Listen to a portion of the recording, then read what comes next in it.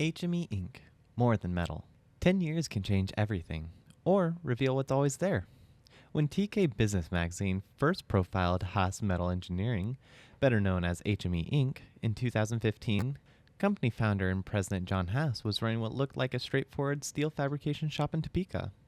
Since then, the company has scaled its business in every direction, from dirt bikes and powersport vehicles to affordable housing and employee-owned investments. How Jon pulled off that growth and what other business leaders can learn from his approach is a lesson in how to build teams that can handle whatever comes next. In the beginning, it was just me, said Jon, who initially got into metalwork because he wanted to build weightlifting equipment. He figured he could compete with the commercial gym gear on the market, but the math didn't work out because imports were simply cheaper. The upside was that the experience made him more comfortable around steel and welding torches.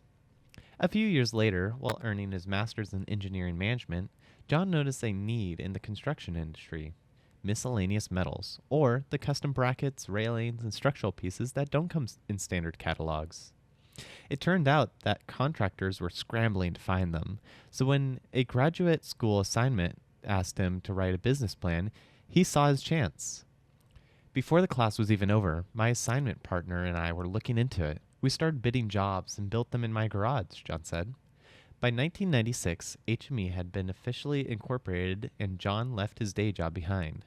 Whether that was confidence or calculated risk-taking depends on the perspective, but it worked. HME Group now spans steel fabrication, construction, motorsports, equipment rentals, and housing development. I always try to bid more work than we can do, and we just grow into it, he said. Ask Jon what drove the company's growth, and he'll tell you their guiding principle never changed: treat people right. Standing behind our product, treating people the way that we want to be treated, taking care of our employees, Jon said, that is all important to me. Another big part of his approach, he said, is learning when to let go. You have to trust people to free yourself up, Jon said. The business has acquired several companies in recent years. In 2012, Jon bought CycleZone, a Topeka dirt bike dealership. It has tripled its staff, and as earlier this year, absorbed another dealership, Topeka Powersports. 2 years later, while HME was working on a Kentucky hospital project, one of the subcontractors filed bankruptcy mid-job. Jon bought the subcontractor's company rather than watch the project stall, leading to the launch of what is now HME's Steel Erection Division. HME's most ambitious acquisition came in 2017 when they bought a historic machine shop and commercial door company operating since 1876. Its staff has more than doubled under the company's leadership, from 60 employees to 130. Buying a door business turned out to be a natural fit for their construction work, while the machine shop proved its worth when the company landed a contract building machinery for the government of Puerto Rico. Of course, with more projects comes more equipment. That's why, in 2017, HME launched a crane and equipment rental service. Jon also started 60 LLC, an employee-owned investment company, around the same time. With 60, there's a need for employees to have something they could be hands-on with, he said. 60 let team members pool money to invest in rental properties and equipment, generating return for employees while helping HME scale faster. The company's name is meant to reflect Jon's goal of helping employees retire by 60. HME also hopes to tackle another pressing issue: housing. They're currently developing a hybrid building that combines steel frame with wood components, designed as an affordable housing solution for rural companies.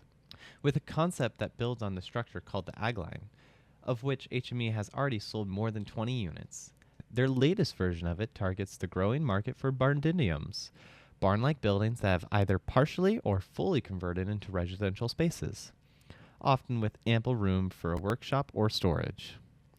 Another key HME development: their new 120,000 square foot paint facility, which separates welding and coating operations for insurance and safety reasons. Construction began a year ago and is nearly complete, Jon said. Industrial coating capabilities means HME can now handle massive structural components for national logistics and distribution companies, the kind of multi-state projects that require both scale and consistency. Jon credits the facility with improving production speed, but he's quick to point out another factor he believes makes HME competitive: Kansas incentives.